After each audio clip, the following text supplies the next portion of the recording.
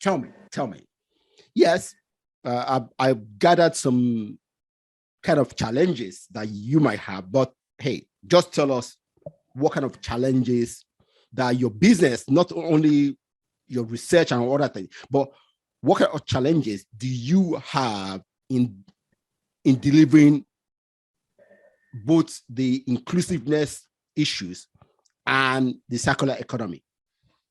Well, in terms of challenges, first of all, it's the policies. So I think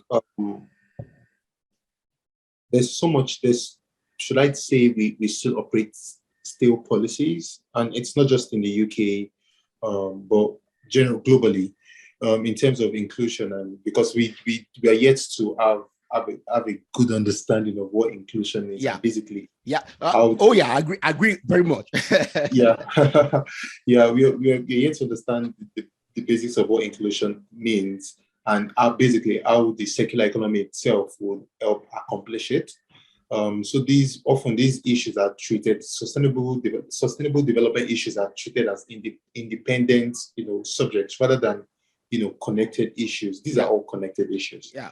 And the sooner we understand that, the better for us.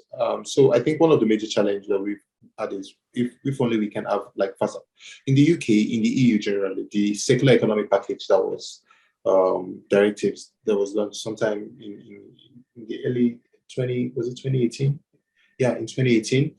It was later reviewed last year, and that put the UK in the map, that put the EU in the map as leaders, in circular economy. However, it's one thing to put that in paper, and it's another thing to understand the practicality of it. Yeah.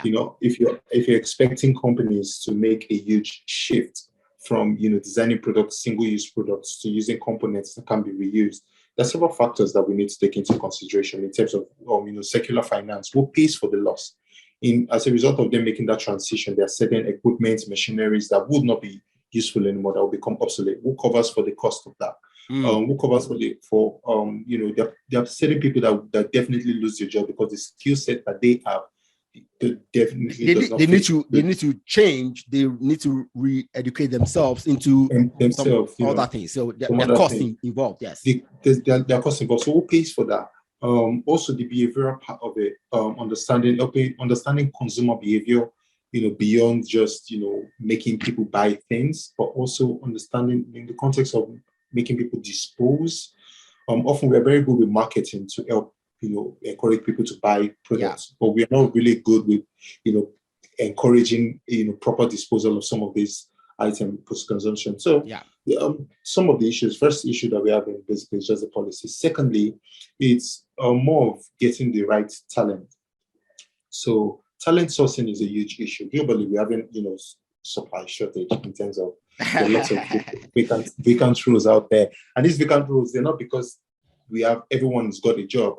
It's because the skill set that that education, the curriculum needs to change. Yeah, the curriculum needs to, and I'm glad that you have universities who are taking programs on circular economy as a single course, and digging deep into it and helping people understand the role of data analytics, the role of psychology, and all of that, and how all of these things connect to law and all of that. So I'm really glad about that. But before we get to reap the benefit of some of these, it's definitely going to take time. Yes. So those are actually the two main issues. I'll not talk about finance because we're in the UK and there are loads of grants, cash lying, waiting for people with the right ideas to grab them. That's the beauty of Europe, of the UK, that when new ideas come, the government is at the forefront of financing some of the initial education and research and all that. That's good,